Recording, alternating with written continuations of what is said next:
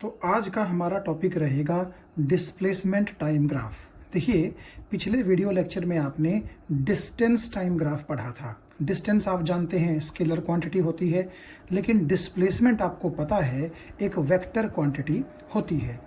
तो एक ऑब्जेक्ट जो है वो डिस्प्लेसमेंट करता जा रहा है और उस डिस्प्लेसमेंट में उसको कितना टाइम लग रहा है, तो हम बेसिकली ये चीज़ आज के लेक्चर में देखेंगे कि कितना डिस्प्लेसमेंट कितने टाइम के अंदर उसने कवर किया है और दोनों के बीच में हम क्या ड्रॉ करेंगे, एक ग्राफ ड्रॉ करेंगे। सबसे पहला केस जो कि हम अलग अलग केसेस डिस्कस करेंगे, तो उनमें सबसे पहला केस है when body is at rest, यानी कि जब बॉडी रेस्ट पे है तो तब उसके डिस्प्लेसमेंट और टाइम के बीच में ग्राफ कैसा आएगा। आप देखिए, एक्स एक्सिस पर मैंने टाइम लिया है और वाई एक्सिस पर मैंने डिस्प्लेसमेंट ली है, और ये जो एरो है ये रिप्रेजेंट करता है कि यहाँ पर डिस्प्लेसमेंट ज़ीरो है और जैसे जैसे आप वाई एक्सिस में ऊपर बढ़ेंगे डिस्प्लेसमेंट इंक्रीज करेगा। तो इस एरो का मतलब है कि ऊपर की तरफ इंक्रीज कर रहा है डिस्प्लेसमेंट। सिमिलरली इस एरो का मतलब है कि टाइम इस तरफ इंक्रीज कर रहा है, यानी कि यहाँ पर टाइम है 0, यहाँ पर 1 second, 2 second and so on. तो ये आपको चीज़ पहले से पता है। अब देखिए, जब कोई बॉडी रेस्ट पर है तो उसके लिए डिस्प्लेसमेंट टाइम ग्राफ कैसा आएगा। आप देख सकते हैं, मैंने ये ओ एक ओरिजिन माना है, एक रेफरेंस पॉइंट माना है। सपोज कीजिए कि इस ओरिजिन से डी डिस्प्लेसमेंट पर कोई ऑब्जेक्ट है, यानी कि डी डिस्प्लेसमेंट का क्या मतलब हुआ कि डी दूरी है, यानी कि डिस्टेंस है और किसी न किसी पर्टिकुलर डायरेक्शन में है, क्योंकि आप जानते हैं डिस्प्लेसमेंट एक वेक्टर क्वांटिटी है, वहां पर मैग्नीट्यूड यानी कि वैल्यू और डायरेक्शन दोनों का ही सिग्निफिकेंस है।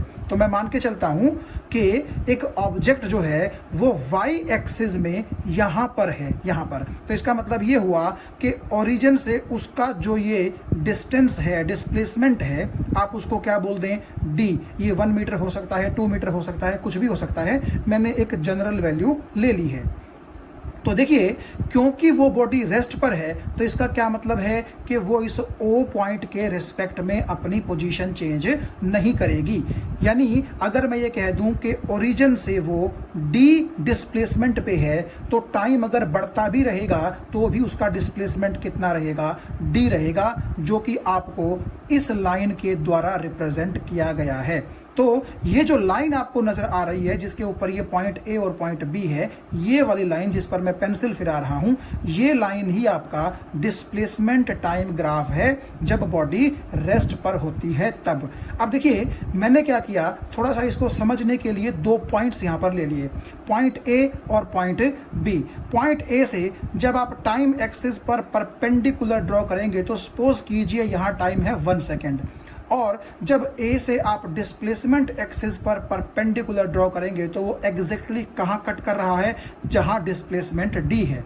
तो इसका मतलब है कि जब टाइम 1 सेकेंड है, जैसा कि मैंने यहां मान लिया 1 सेकेंड, आप मानने को T1, T2, T3 कुछ भी मान सकते हैं। तो मैंने क्योंकि माना था 1 सेकेंड, तो जब टाइम 1 सेकेंड है देखिएगा तो आपकी बॉडी का डिस्प्लेसमेंट डी है ओरिजिन से। इवन पॉइंट बी के लिए जब आप देखेंगे तो टाइम आपका बढ़ गया है, यानी कि अगर यहाँ टाइम 1 सेकेंड था तो यहाँ टाइम मान लीजिए 2 सेकेंड हो गया है, तो टाइम बढ़ता जा रहा है। लेकिन जैसे ए से डाला गया परपेंडिकुलर डिस्प्लेसमेंट को यहाँ कट कर रहा था, बी से डाला गया परपेंडिकुलर भी डिस्प्लेसमेंट को यहीं पर कट कर रहा है। इसका मतलब क्या है कि टाइम भले ही बढ़ गया है, लेकिन ए के कोरस्पोंडिंग अगर आपके ऑब्जेक्ट की ओरिजिन से डिस्प्लेसमेंट डी थी तो बी के कोरस्पोंडिंग भी ओरिजिन से डिस्प्लेसमेंट कितनी है, डी। सिमिलरली आगे पॉइंट सी, डी, आप कितने भी पॉइंट्स ले लीजिए, हर एक के कोरस्पोंडिंग टाइम तो चेंज करेगा, लेकिन ओरिजिन से जो डिस्प्लेसमेंट है पार्टिकल का वो डी ही रहेगा, वो चेंज नहीं करेगा। तो इसका मतलब हुआ कि displacement time graph is a straight line. आप ये देखिए, बिल्कुल स्ट्रेट लाइन है और किसके, टाइम एक्सिस के ये क्या है, पैरेलल है। तो मुझे उम्मीद है ये आपको ग्राफ समझ में आ गया होगा। अब देखिए, अगर हम पिछले वीडियो लेक्चर की बात करें तो मैंने जैसे आपको बताया था वहां पर डिस्टेंस टाइम ग्राफ था और उस डिस्टेंस टाइम ग्राफ का स्लोप आपको स्पीड देता था, ठीक है। तो यहां पर क्योंकि डिस्प्लेसमेंट टाइम ग्राफ है तो डिस्प्लेसमेंट टाइम ग्राफ का स्लोप आपको क्या देगा, वेलोसिटी देगा। क्यों? क्योंकि वेलोसिटी डिस्प्लेसमेंट बटा टाइम होती है, जबकि स्पीड डिस्टेंस बटा टाइम होती है। और स्लोप के बारे में मैंने आपको क्या बताया था कि आपकी ग्राफिकल लाइन एक्स एक्सिस के मुकाबले कितना ऊंचा उठी हुई है, कितने एंगल पर उठी हुई है, उसको स्लोप बोलते हैं। देखिए, ऊंचे का मतलब ये मत सपोज कीजिएगा कि ये वाली लाइन भी आपकी एक्स एक्सिस से ऊंची है। एंगल देखिए दोनों के बीच में कितना है, 0, क्योंकि एक्स एक्सिस भी इस तरफ है और ये ग्राफिकल लाइन भी इस तरफ है, तो दोनों के बीच में एंगल कितना है, 0, क्योंकि दोनों कैसी हैं, पैरेलल है। ये मतलब है मेरा उठी होने से। कहीं आप ये सोचे कि सर ये तो डी डिस्टेंस ऊपर उठी हुई है, नहीं, ये मतलब नहीं है। मेरा ऊपर उठे होने से मतलब है एंगल से। तो क्योंकि आप ये देखिएगा कि अगर मैं कहूँ आपसे कि ये लाइन आपकी एक्स एक्सिस के पैरेलल है, तो इनके बीच में एंगल कितना है, 0 है। इसका मतलब स्लोप भी कितना है, 0 है।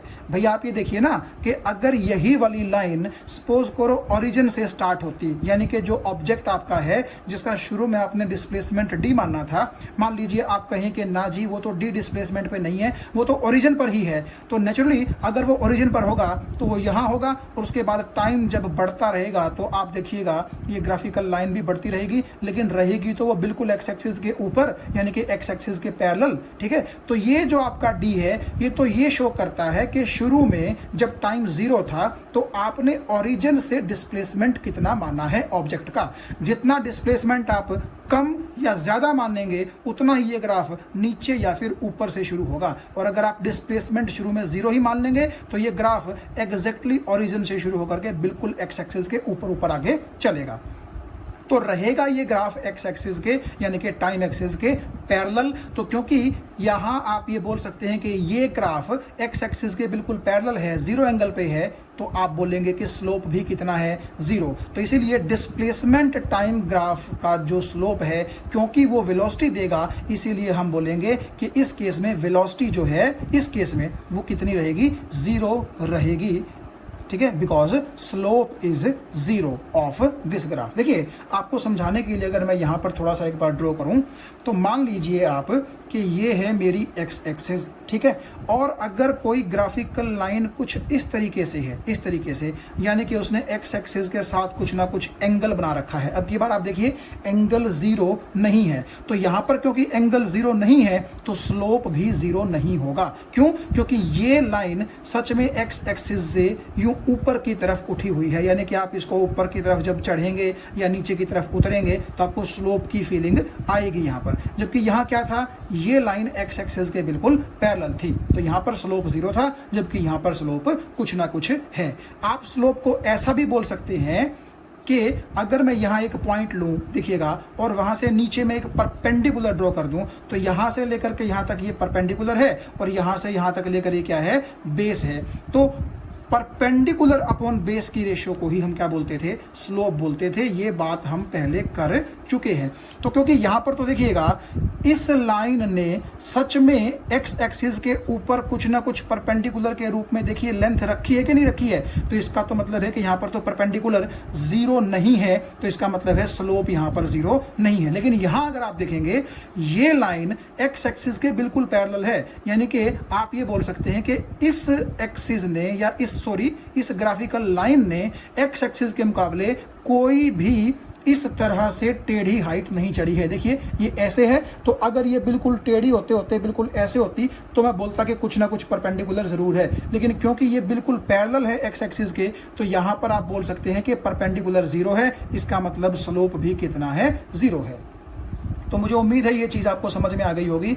तो ये है आपका डिस्प्लेसमेंट टाइम ग्राफ, किसके लिए, एक ऐसी बॉडी के लिए जो रेस्ट पर है। तो ये ग्राफ उसका टाइम एक्सिस के बिल्कुल पैरेलल है, और क्योंकि डिस्प्लेसमेंट टाइम ग्राफ का स्लोप आपको वेलोसिटी देता है, और इस ग्राफ का स्लोप आप देख पा रहे हैं बिल्कुल 0 है, इसीलिए इस केस में बॉडी की वेलोसिटी भी क्या होगी, 0 होगी। और वो तो होनी भी थी, क्यों, क्योंकि बॉडी कहाँ है, एट रेस्ट।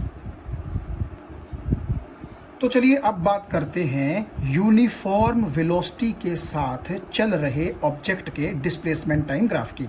तो देखिए यूनिफॉर्म वेलोसिटी का मतलब क्या हुआ कि आपका जो ऑब्जेक्ट है वो equal displacements, equal intervals of time में ट्रेवल करेगा और अपनी डायरेक्शन भी चेंज नहीं करेगा।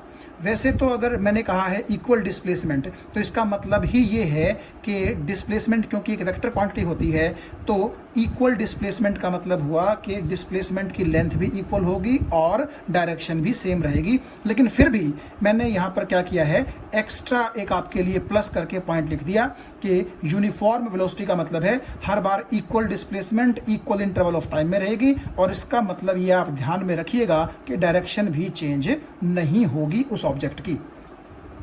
तो यहाँ आप देखिएगा, सपोज कीजिए मैं कहता हूँ कि यहाँ पर टाइम 0 है, यहाँ पर टाइम 1 सेकेंड है, यहाँ पर टाइम 2 सेकेंड है एंड सो ऑन, और यहाँ पर जो डिस्प्लेसमेंट है यहाँ मान लीजिए 1 मीटर है, यहाँ पर मान लीजिए 2 मीटर है एंड सो ऑन। तो मैंने सिर्फ छोटा सा ही ग्राफ ड्रॉ किया है। आप अगर देखें पिछली बार की तरह, अगर मैं इसको एक पॉइंट ए का नाम दूँ, इसको मैं एक पॉइंट बी का नाम दूँ, तो आप देखिएगा पॉइंट ए के कोरस्पॉन्डिंग आप देखिएगा क्या, जब आप परपेंडिकुलर ड्रॉ करेंगे तो टाइम 1 सेकेंड है और डिस्प्लेसमेंट कितना है 1 मीटर। तो सपोज कीजिए इसका मतलब ये है कि शुरू में कोई ऑब्जेक्ट जब टाइम 0 था तो वो यहाँ था ओरिजिन पर, तो जैसे ही टाइम 1 सेकेंड हुआ तो मान लीजिए उसने पॉजिटिव वाई एक्सिस में डिस्प्लेसमेंट कितना ट्रेवल कर लिया 1 मीटर। अगली बार फिर 1 सेकेंड में उसने 1 मीटर का डिस्प्लेसमेंट किया। तो आप ध्यान से देखिए, यहाँ से यहाँ टाइम कितना 1 सेकेंड और यहाँ से यहाँ डिस्प्लेसमेंट कितना 1 मीटर। इसका मतलब 1 मीटर का डिस्प्लेसमेंट उसने 1 सेकेंड में ट्रेवल किया। अगली बार देखिए 1 से 2 के बीच में यहाँ पर भी टाइम कितना है 1 सेकेंड, यानी कि अगली बार फिर से 1 सेकेंड में, और आप यहाँ देखिए 1 से 2 के बीच में यहाँ पर डिस्प्लेसमेंट कितना है 1 मीटर, यानी कि अगले 1 सेकेंड में भी उसने 1 मीटर का ही डिस्प्लेसमेंट ट्रेवल किया है। तो हर बार इक्वल डिस्प्लेसमेंट है इक्वल इंटरवल ऑफ टाइम में, और डायरेक्शन भी चेंज नहीं हो रही है। आप देखिए वो पहले भी यहाँ से यहाँ जब चला तो पॉजिटिव वाई में था, और आगे भी जब वो यहाँ से यहाँ चला तो कहाँ था, पॉजिटिव वाई में था। इसका मतलब ये जो ग्राफ आप देख रहे हैं ये है यूनिफॉर्म वेलोसिटी के लिए। और ये ग्राफ कैसा है, आप देखिए ओरिजिन से जब हम ये ए और बी को मिलाएंगे तो एक स्ट्रेट लाइन ग्राफ है ये भी, लेकिन इस बार क्या है आप देखिएगा कि ये एक्स एक्सिस के साथ कुछ ना कुछ एंगल बनाता है। तो मैंने लिखा है the graph is a straight line making some angle with X axis, यानी कि पिछली बार की तरह जब हम वेलोसिटी की बात कर रहे थे एक ऑब्जेक्ट की, जब वो रेस्ट पर था यानी कि 0 वेलोसिटी थी पिछले केस में ही, तो वहां पर आपने देखा था कि ग्राफ जो था वो टाइम एक्सिस के पैरेलल था वो भी स्ट्रेट लाइन, ठीक है। लेकिन ये जो स्ट्रेट लाइन है आप देख सकते हैं ये टाइम एक्सिस के पैरेलल नहीं है, बल्कि कुछ ना कुछ एंगल बना रहा है। और आप देखिए कि कुछ ना कुछ एंगल अगर बन रहा है तो नेचुरली यहां आप ये देख सकते हैं कि ये लाइन एक्स एक्सिस के मुकाबले कुछ एंगल पर खड़ी हुई है, तो यहां पर कुछ ना कुछ स्लोप भी होगा। और वो स्लोप क्या देगा, ये यूनिफॉर्म वेलोसिटी देगा आपको इस ऑब्जेक्ट की। तो मैंने लिखा velocity of the body is slope of displacement time graph, ठीक है। तो आप इस ग्राफ का क्या निकाल लें, स्लोप। स्लोप का मतलब क्या है कि अगर आप इसको इस पॉइंट को और इस पॉइंट को ध्यान से देखें तो आप ये देखिए ये जो परपेंडिकुलर की हाइट है ये आपको क्या देगी, डिस्प्लेसमेंट, और डिस्प्लेसमेंट होता है मीटर में, ठीक है। और ये बेस आपको क्या देगा, ये बेस आपको देगा बेसिकली टाइम, तो नीचे इसके आ जाएगा टाइम। तो आप देखिए आपको परपेंडिकुलर दे रहा है क्या, डिस्टेंस यानी कि मीटर में, और बेस आपको क्या दे रहा है, टाइम सेकंड के अंदर, तो ये आपका बेस रहेगा। तो परपेंडिकुलर अपॉन बेस ही क्या होता है, मैंने आपको बताया था स्लोप। तो आप देखिए मीटर और टाइम की जगह यहाँ सेकंड लिख लीजिए, सॉरी, ठीक है। तो परपेंडिकुलर आपको डिस्प्लेसमेंट देगा मीटर में, और बेस आपको क्या देगा, टाइम देगा सेकंड में। तो मीटर पर सेकंड में कौन होती है, वेलोसिटी। इसका मतलब है velocity of a body is slope of displacement time graph. और क्योंकि यहाँ पर आप ये देखिए कि परपेंडिकुलर 0 नहीं है, तो इसका मतलब सच में यहाँ वेलोसिटी 0 नहीं होगी, कुछ ना कुछ उस यूनिफॉर्म वेलोसिटी की वैल्यू होगी ही होगी। तो आप ये देख सकते हैं फिर से कि ग्राफ जो है वो स्ट्रेट लाइन है बिल्कुल।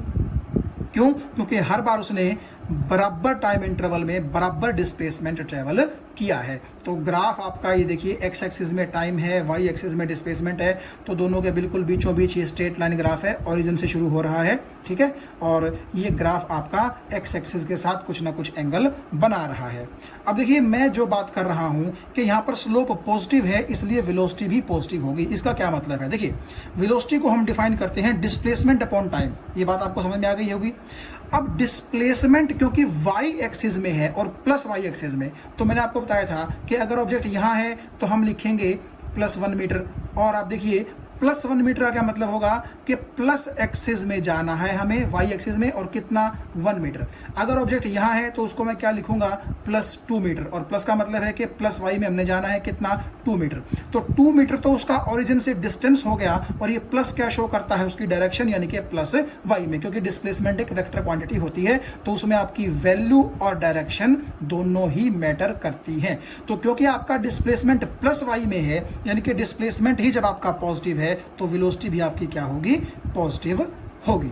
तो आप ये देख सकते हैं कि जो ऑब्जेक्ट यूनिफॉर्म वेलोसिटी के साथ मूव करता है उसके लिए डिस्प्लेसमेंट टाइम ग्राफ एक स्ट्रेट लाइन आती है, but that straight line makes some angle with the positive X axis. Slope 0 नहीं है, और इसीलिए जो भी स्लोप आप निकालेंगे वही आपको वेलोसिटी ऑफ द बॉडी देगा। किसके लिए? डिस्प्लेसमेंट टाइम ग्राफ के लिए।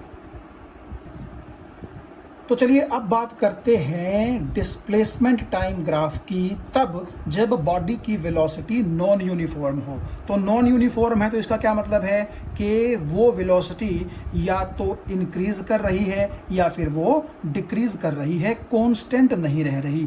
तो पहला केस आप देखिएगा, मैंने लिखा है displacement time graph for increasing non uniform velocity. तो देखिए एक्स एक्सिस पे जब आप टाइम लेंगे, वाई एक्सिस पे जब आप डिस्प्लेसमेंट लेंगे, तो ओरिजिन से अगर शुरुआत होती है तो आपका ये ग्राफ कुछ इस तरह से आएगा, एक कर्व जिसका स्लोप आप देखिए क्या कर रहा है? इंक्रीज कर रहा है। तो इसलिए मैंने लिखा कि जो इंक्रीजिंग नॉन यूनिफॉर्म वेलोसिटी है उसके केस में आपका जो ग्राफ आएगा डिस्प्लेसमेंट टाइम ग्राफ, वो एक कर्व होगा विद इंक्रीजिंग स्लोप।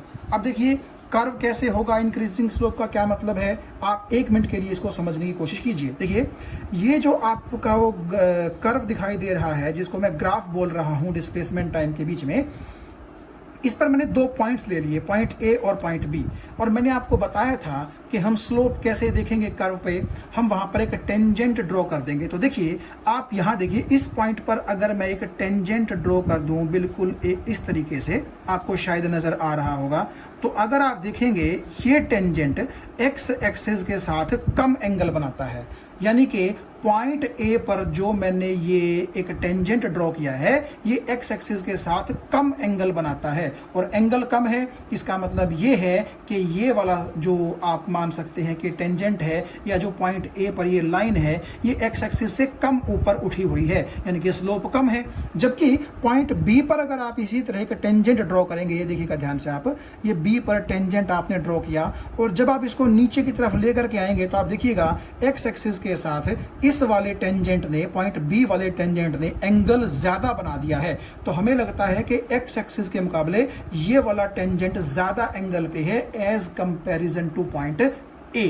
तो इसका मतलब है कि स्लोप पॉइंट बी पर कैसा है? ज्यादा है। तो इसका मतलब है कि जैसे जैसे इस ग्राफ पे आप ऊपर की तरफ जाएंगे तो स्लोप क्या कर रहा है? इंक्रीज कर रहा है। और क्योंकि स्लोप क्या देता है? वेलोसिटी। इसका मतलब अगर स्लोप इंक्रीज कर रहा है तो ये ग्राफ किसके लिए है? ऐसी बॉडी के लिए जिसकी वेलोसिटी लगातार क्या कर रही है? इंक्रीज कर रही है। ठीक है, तो क्योंकि वो इंक्रीज कर रही है, कांस्टेंट नहीं है, इसीलिए वो नॉन यूनिफॉर्म वेलोसिटी है। तो ये ग्राफ इस तरह से आएगा, कर्व के रूप में आएगा। आपको ये बात समझ में आ गई होगी। और आप ऐसे भी देख सकते हैं, देखिए अगर मैं यहाँ ए से टाइम एक्सिस पर परपेंडिकुलर ड्रॉ करूँ और यहाँ से डिस्प्लेसमेंट एक्सिस पर परपेंडिकुलर ड्रॉ करूँ, और फिर मैं बी से टाइम एक्सिस पर परपेंडिकुलर ड्रॉ करूँ और बी से ही मैं डिस्प्लेसमेंट एक्सिस पर जो है परपेंडिकुलर ड्रॉ करूं, तो आप ये देखिएगा कि यहाँ पर टाइम इंटरवल जो है वो कम है, लेकिन डिस्प्लेसमेंट कैसी है, ज़्यादा है। यानी कि कम टाइम में ज़्यादा डिस्प्लेसमेंट हो रही है पहले के मुकाबले। पहले डिस्प्लेसमेंट थोड़ी थी, अब की बार डिस्प्लेसमेंट ज़्यादा है। तो इसका मतलब है बॉडी की वेलोसिटी ज़रूर क्या हो रही है, बढ़ रही है। और आप देखिए स्लोप से आप अंदाज़ा लगा सकते हैं कि यहाँ पॉइंट ए पर स्लोप कम था, पॉइंट बी पर स्लोप ज़्यादा होगा। और ये ग्राफ अगर ऊपर ही बढ़ जाए, यहाँ पॉइंट सी हो, तो उस पर तो बिल्कुल एकदम परपेंडिकुलर सा आपको नजर आएगा, यानी कि स्लोप और भी ज़्यादा होगा। तो जैसे जैसे इंक्रीज कर रहा है स्लोप, वैसे वैसे वेलोसिटी बढ़ रही है। इसीलिए मैंने लिखा कि ए वाली वेलोसिटी कम है ऑब्जेक्ट की और बी पॉइंट वाली वेलोसिटी ज़्यादा है। ठीक है, तो ये आपका ग्राफ आएगा non uniform velocity when velocity is increasing. यानी कि आपका ये ग्राफ एक कर्व रहेगा इस तरीके से, और वो कर्व इंक्रीजिंग स्लोप वाला होगा। तो अब यहाँ देखिएगा, यहाँ जब मैं बात करता हूँ डिक्रीजिंग वेलोसिटी की, और नॉन यूनिफॉर्म वेलोसिटी का मतलब है कि वो वेलोसिटी एक जैसी नहीं रह रही है, लगातार डिक्रीज कर रही है। तो उस केस में आप देखिए डिस्प्लेसमेंट और टाइम के बीच में ग्राफ आपको फिर से एक कर्व नजर आएगा, लेकिन अब की बार ये कर्व कैसा है, विद डिक्रीजिंग स्लोप, यानी कि विद डिक्रीजिंग वेलोसिटी। तो मैंने लिखा कि graph is a curve with decreasing slope. इसका क्या मतलब है, देखिए फिर से अगर मैं आपको यहाँ पर पॉइंट ए और पॉइंट बी इस कर्व पर लेकर के दिखाऊं, आप थोड़ा सा ग्राफ को समझिए। तो आप ऐसा कीजिए, एक इस पॉइंट पर ए पर एक टेंजेंट ड्रॉ कीजिएगा, और इस टेंजेंट को जब आप पीछे बढ़ा करके मिलाएंगे एक्स एक्सिस से, तो इसने इतना एंगल बनाया है एक्स एक्सिस के साथ। जबकि पॉइंट बी पर जो आप टेंजेंट ड्रॉ करेंगे वो कुछ ऐसा होगा, आप देखिए। और अगर ये आपकी एक्स एक्सिस है, तो मैं अगर बी से एक ये लाइन बाहर निकाल दूं, तो ये भी क्या है, एक्स एक्सिस है। ठीक है, तो आप देखिए पॉइंट ए पर आपका जो टेंजेंट जब आपने एक्स एक्सिस पर मिलाया, तो उसने एंगल ज़्यादा बनाया था, जबकि बी पॉइंट पर जो टेंजेंट है उसने एंगल कैसा बनाया है, कम। यानी कि जैसे जैसे हम इस ग्राफ पर ऊपर की तरफ बढ़ते जा रहे हैं, तो क्या हो रहा है, angle made by the tangent वो घट रहा है। और क्योंकि एंगल घट रहा है, इसका मतलब स्लोप भी घट रहा है, डिक्रीज हो रहा है। और क्योंकि स्लोप डिक्रीज हो रहा है, इसका मतलब डिक्रीजिंग नॉन यूनिफॉर्म वेलोसिटी का ये ग्राफ है। तो ये दोनों ग्राफ आपको समझ में आ गए होंगे। This is curve with increasing slope and this is curve with decreasing slope in case of non uniform velocity. तो ये दोनों क्या हैं, आपके डिस्प्लेसमेंट और टाइम ग्राफ हैं। तो देखिए हम डिस्टेंस टाइम ग्राफ भी पढ़ चुके हैं, और थोड़ी थोड़ी समझ हमें डिस्प्लेसमेंट टाइम ग्राफ की भी आ चुकी है। अब हम एक काम करते हैं, एक एग्जांपल लेते हैं, और उस एग्जांपल के केस में हम लोग क्या करेंगे, डिस्टेंस टाइम ग्राफ भी बनाएंगे और डिस्प्लेसमेंट टाइम ग्राफ भी बनाएंगे। वहाँ से आपको क्लियर हो जाएगा कि डायरेक्शन कितनी इंपॉर्टेंट है डिस्प्लेसमेंट के केस में, वेलोसिटी के केस में।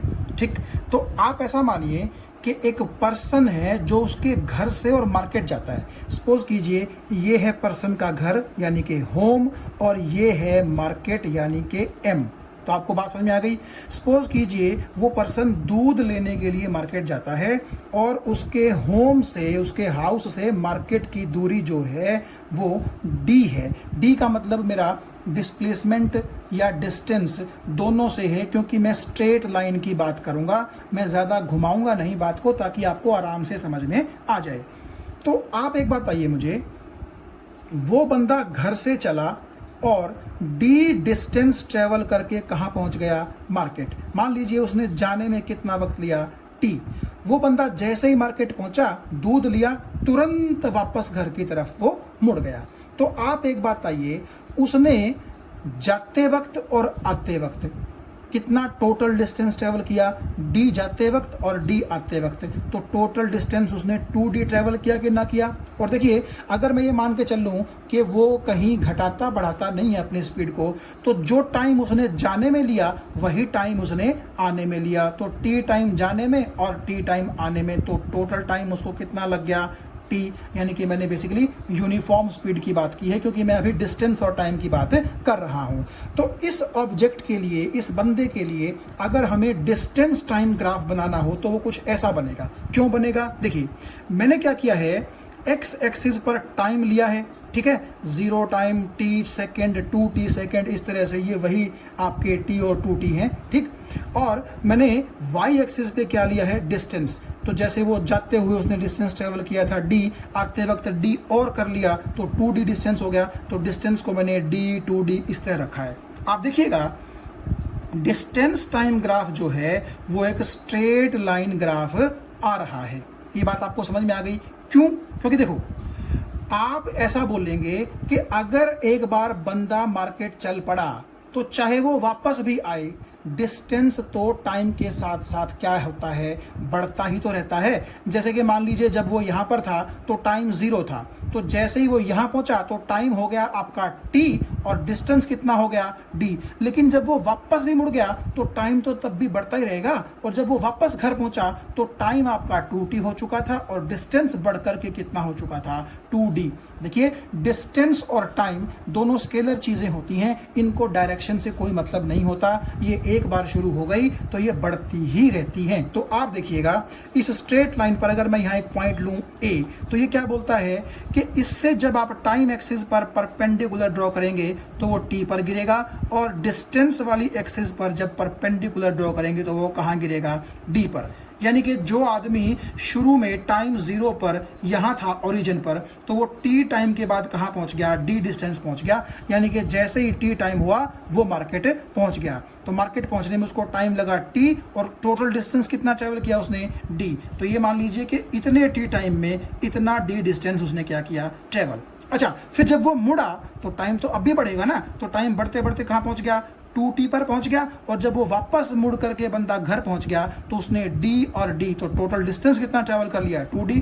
यानी कि उसके द्वारा 2t टाइम के बाद 2d डिस्टेंस क्या किया गया है, ट्रैवल किया गया है। तो आप ये देखिएगा इस पॉइंट के कॉरस्पॉन्डिंग यहाँ परपेंडिकुलर टाइम एक्सिस पे 2t पर गिर रहा है, और यहाँ पर परपेंडिकुलर गिर रहा है 2d डिस्टेंस पर गिर रहा है।